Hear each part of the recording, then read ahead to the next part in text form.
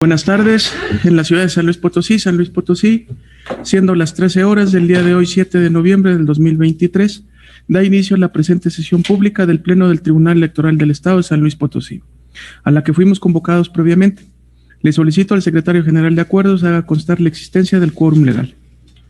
Claro que sí, con su permiso, presidente, hago constar que en la presente sesión pública, además de usted, se encuentran presentes en la sala de plenos de este órgano jurisdiccional las magistradas Yolanda Pedrosa Reyes y Denise Adriana Porras Guerrero. Por lo anterior, con fundamento en el artículo 18 de la Ley Orgánica del Tribunal Electoral del Estado de San Luis Potosí, hay quórum para sesionar válidamente. De igual forma, hago constar que se encuentran presentes los secretarios de estudio y cuenta de las ponencias que intervienen el día de hoy. Gracias, secretario. Verificado el quórum, se declara abierta la sesión y válidos los acuerdos o decisiones que aquí se tomen. Secretario, informe sobre los asuntos listados para su análisis y resolución. Con su autorización, magistrado presidente, los asuntos a analizar y resolver en esta sesión pública son los siguientes. El primero, a propuesta de la magistrada Denise Adriana Porras Guerrero, proyecto de resolución del juicio de la ciudadanía TSLP JDC 34-2023, y el segundo, a propuesta de usted, proyecto de resolución del juicio de la ciudadanía TSLP JDC 19 y sus acumulados JDC 20, JDC 21 y JDC 22, todos de esta anualidad. Dichos expedientes forman parte del índice de este tribunal con nombres de promoventes y autoridades responsables que se precisan en la convocatoria y en el aviso de sesión publicado en los estrados de este órgano jurisdiccional, de conformidad con lo previsto en el artículo 28 del reglamento interno. En la cuenta, magistrado presidente, magistradas. Gracias, secretario. Magistradas, se pone a su consideración el listado de asuntos. Si están de acuerdo con este, a favor de manifestarlo en votación económica.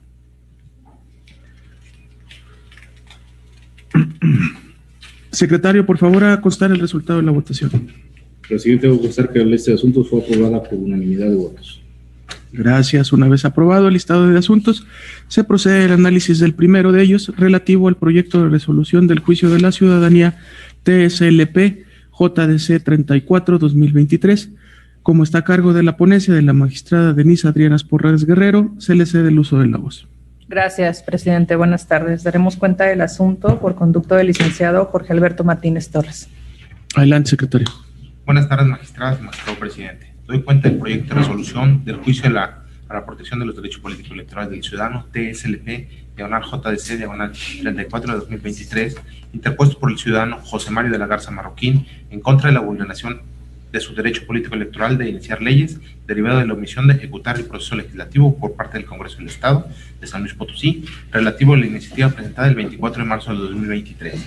En el presente medio de impugnación relativo a la iniciativa ciudadana, este tribunal electoral estima que el agravio hecho valer por el actor es infundado, por lo que enseguida se expone. El ciudadano José Mario de la Garza Marroquín presentó ante la Oficialía de Partes del Congreso del Estado, con fecha 24 de marzo del 2023, una iniciativa para reformar la fracción primera del artículo 284 del Código Penal del Estado de San Luis Potosí, aludiendo que el Congreso es omiso en ejecutar el proceso legislativo, incluyendo las etapas de dictaminar, discutir y votar la iniciativa propuesta sin razón alguna. Sin embargo, a pesar de haber transcurrido los 6 meses desde el día de la presentación de su iniciativa, sin que se haya emitido el dictamen correspondiente, lo cierto es que obra en autos documental pública con valor probatorio pleno en términos de lo dispuesto por el numeral 19, fracción primera, inciso C, de la Ley de Justicia Electoral, consistente en el oficio CJLX 3-69-2023, dirigido a la presidencia de la directiva de la 58 legislatura y suscrito por la diputada Cintia Verónica Segovia Colunga, presidenta de la Comisión de Justicia, por lo que con fecha 28 de septiembre de la presente anualidad solicitó prórroga a fin de dictaminar, entre otras, la iniciativa 3432 que nos ocupa. Y derivado de la petición anterior, se autorizó una prórroga del 1 al 30 de diciembre del 2023, por lo que de las anteriores consideraciones es que el agravio resulta infundado, debido a que la evidencia de que obra en auto se desprende que la iniciativa 3432 está siendo atendida sin que el periodo de ley se encuentre concluido, puesto que en la causa se encuentra transcurrido el periodo concerniente a la primera prórroga, la cual finaliza el 30 de diciembre del año en curso, para poder dictaminar sobre el procedencia o imprecedencia de dicha iniciativa, como lo indica el numeral 92 de la Ley Orgánica. ¿Es cuánto? Gracias, secretario. Magistradas, a nuestra consideración el proyecto de cuenta. ¿Alguna intervención? Adelante, magistrada Yolanda. Bueno, como ya lo había anticipado, no coincido con el criterio que se sostiene en el proyecto, en razón de que, desde mi punto de vista, es irregular el plazo de 6 meses que se dio en el Congreso del Estado para poder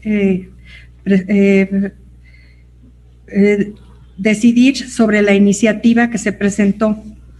Pues el artículo 157, fracción tercera del Reglamento de Gobierno Interior del Congreso del Estado señala, hay una diferencia cuando se trata de iniciativas que son por una nueva ley o cuando son para adicionar, como en este caso, un artículo o cambiar un artículo dentro de una reglamentación. Entonces, creo que le asiste la razón al promovente y sí se debió ordenar al Congreso del Estado que le dé seguimiento a la iniciativa presentada. Gracias, magistrada. Bueno, a mi consideración, creo que el proyecto se ajusta dentro del marco legal en el que se sustenta, toda vez de que personalmente no advierto una irregularidad, como lo refiere la magistrada Yolanda, toda vez de que, como se dijo en la cuenta, existe documental en autos que acredita que se solicitó una prórroga y que esa prórroga está transcurriendo. De igual manera y a mayor abundamiento, considero también que estas prórrogas no son unilaterales al interior del Poder Legislativo, sino que el mismo Legislativo vota y aprueban la procedencia o no procedencia de las prórrogas con relación a las iniciativas. En ese sentido, comparto el proyecto bajo el argumento de que la primera prórroga está corriendo y esta vence el próximo 30 de diciembre.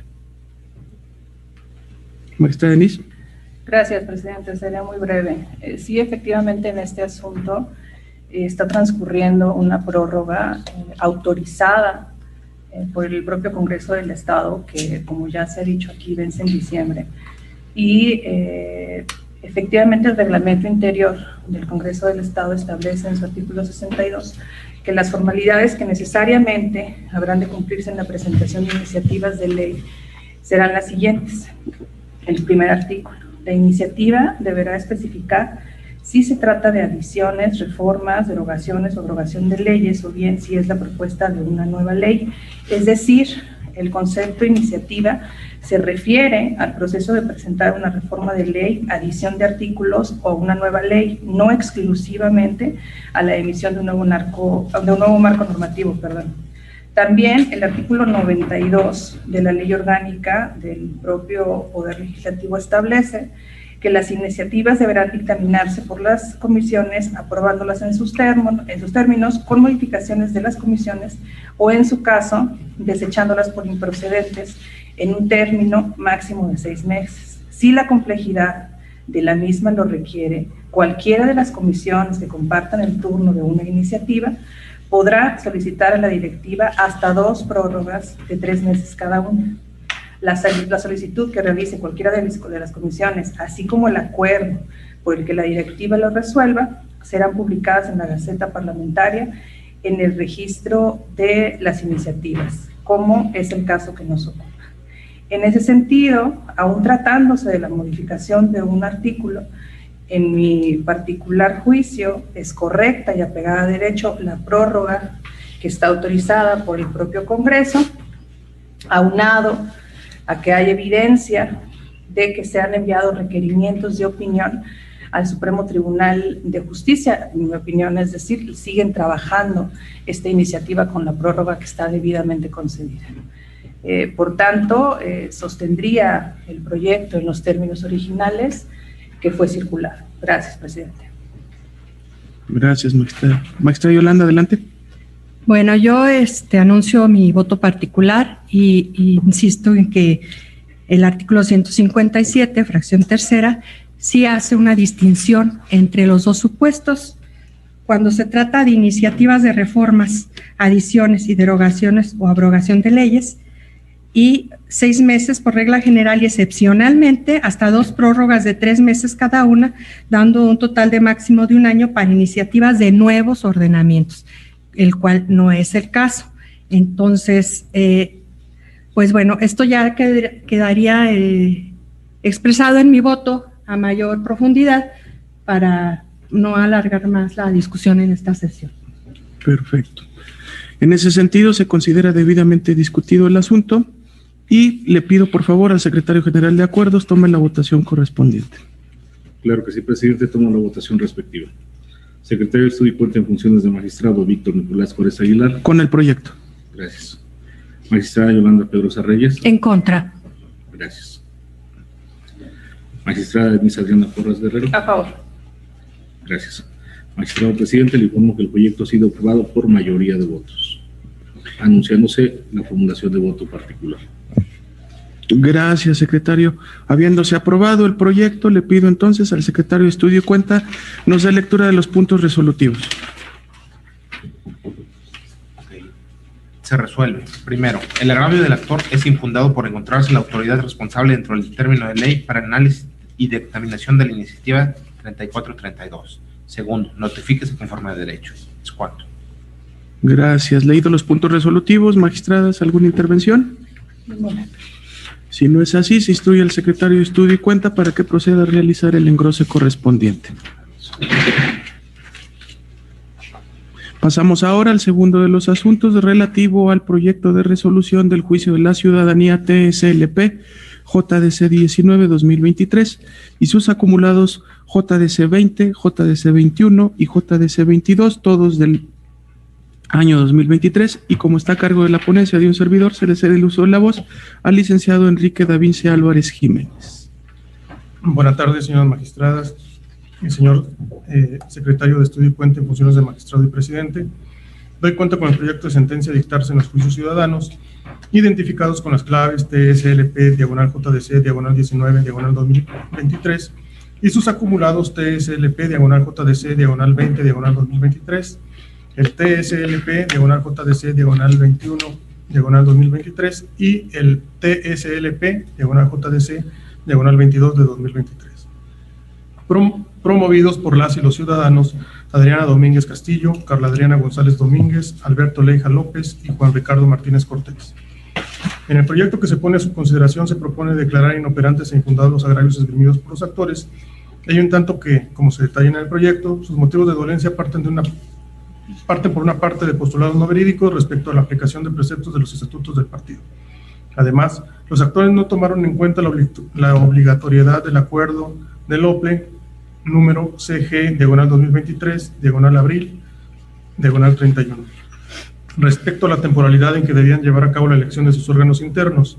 Por ese motivo, los actos reclamados, como se detalla en el proyecto, debían ajustarse a las modalidades del mencionado acuerdo.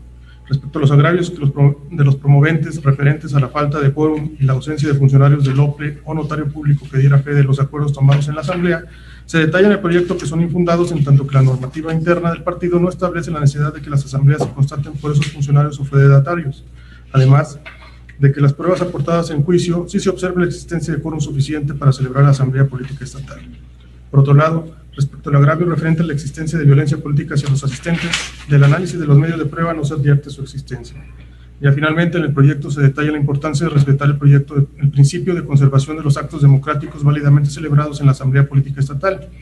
Ello derivado de que del desarrollo de esta se observó una elección libre respecto a las planillas presentadas por los asistentes que debían de ocupar las delegaciones y el comité directivo estatal del partido.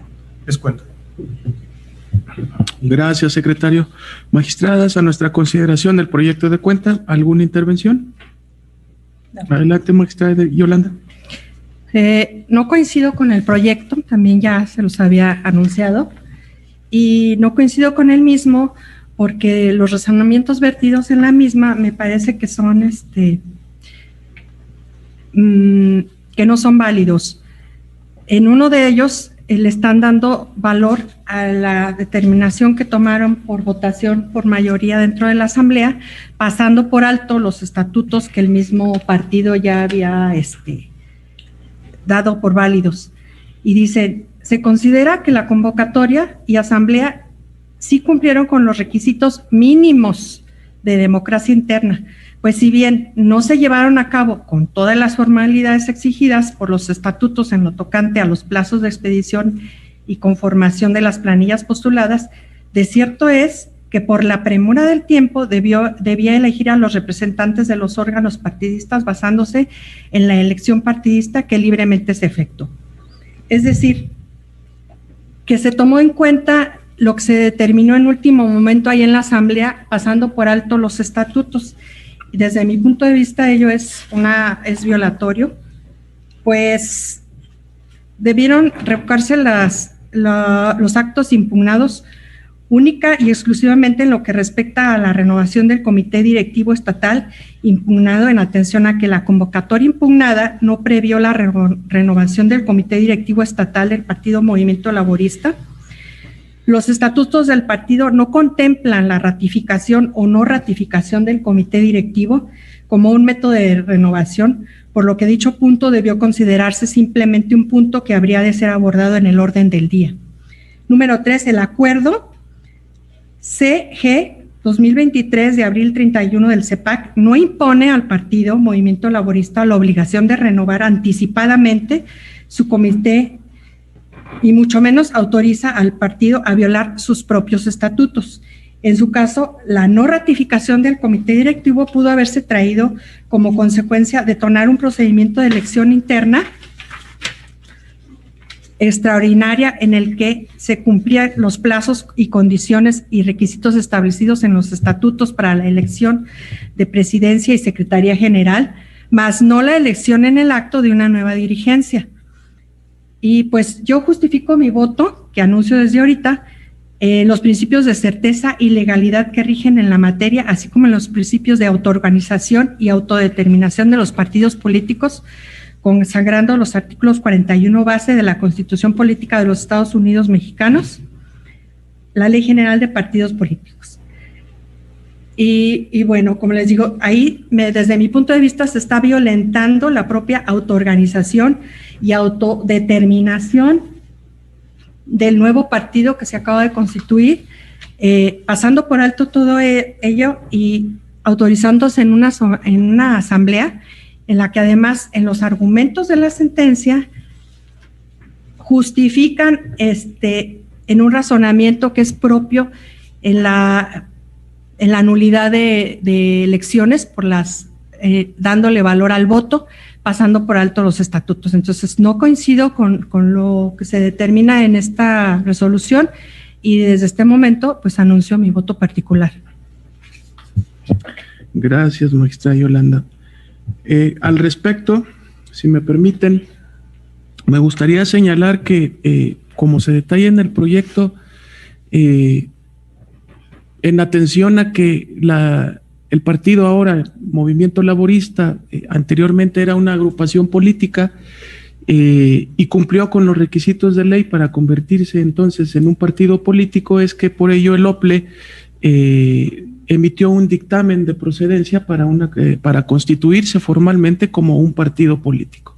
En atención a ello, en ese acuerdo se les dio un término para efectos de que celebraran su primera asamblea ya no como agrupación política, sino como un partido político.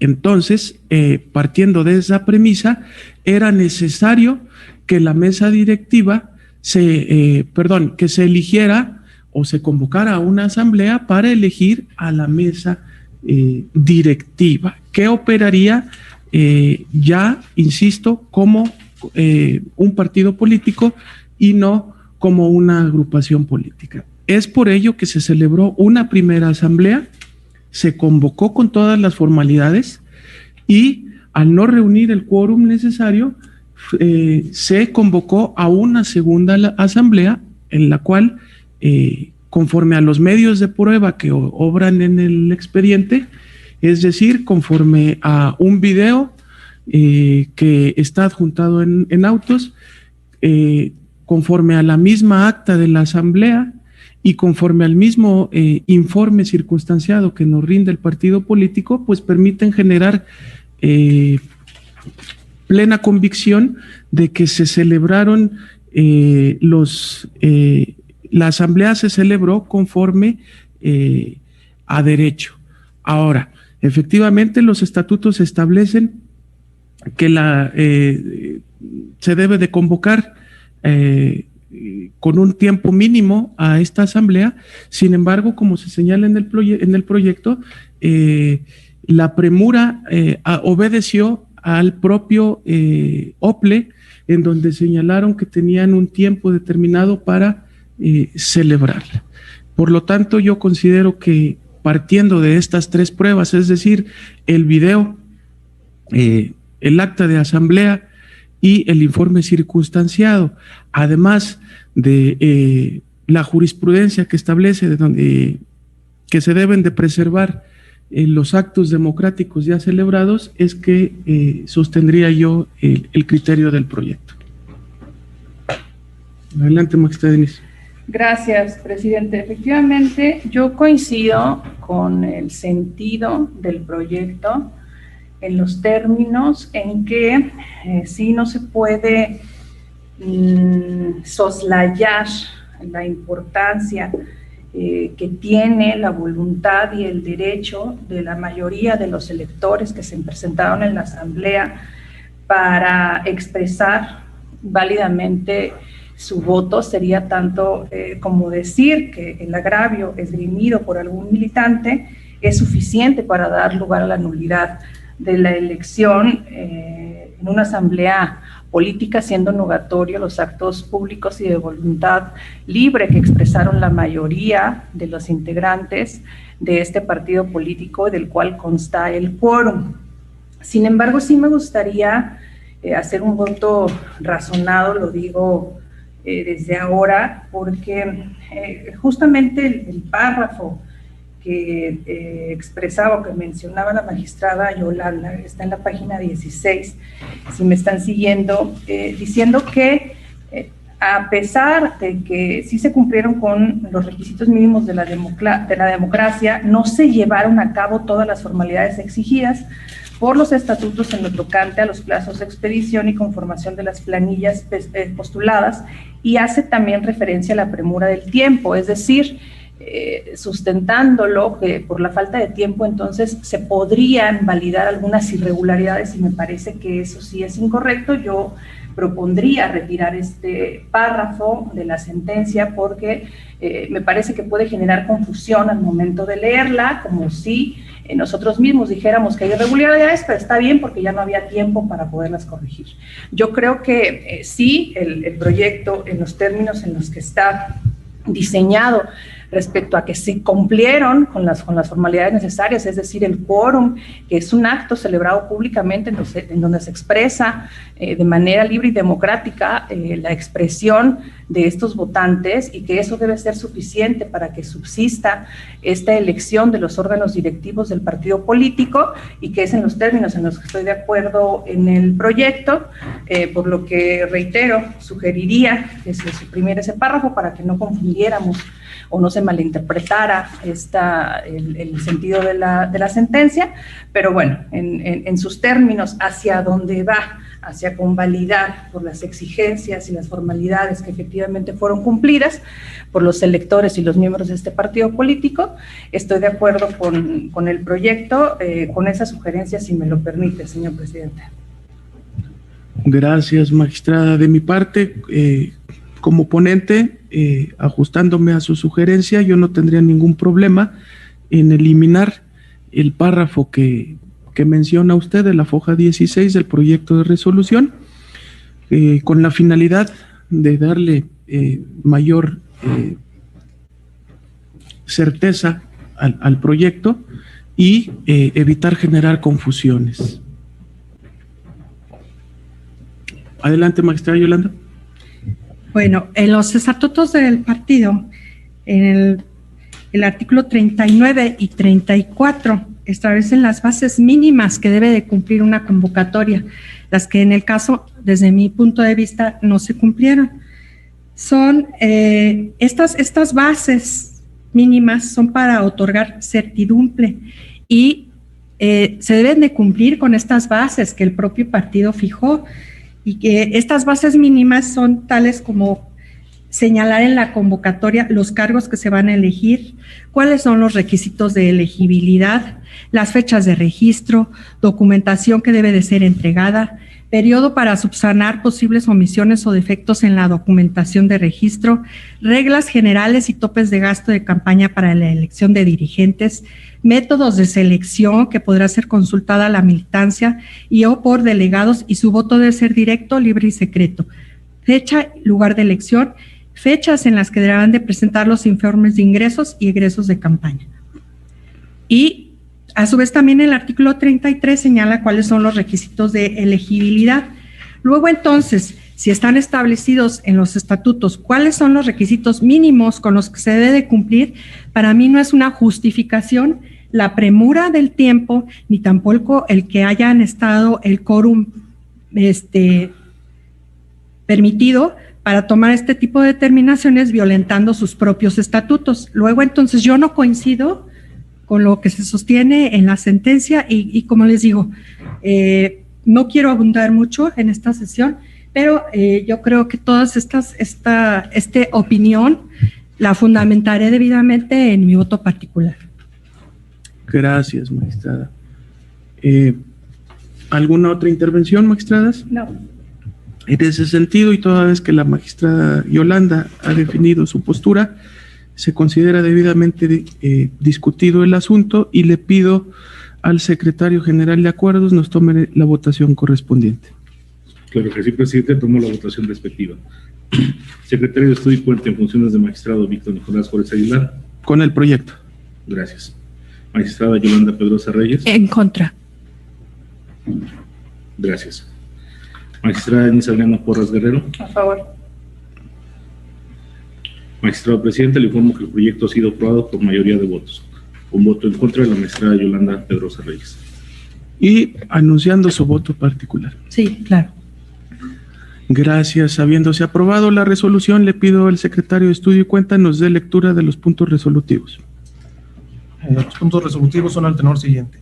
Primero, este Tribunal Electoral es competente para conocer de los juicios para la protección de los derechos político-electorales del ciudadano, interpuesto por las y los ciudadanos Adriana Domínguez Castillo, Carla Adriana González Domínguez, Alberto Leija López y Juan Ricardo Martínez Cortés. Segundo, los agravios esgrimidos por las y los actores Adriana Domínguez Castillo, Carla Adriana González Domínguez, Alberto Leija López y Juan Ricardo Martínez Cortés, precisados y estudiados en los apartados 4.1.1, 4.1.2, 4.1.3 y 4.1.4 del capítulo de presupuestos procesales y estudio de la acción resultaron infundados e inoperantes.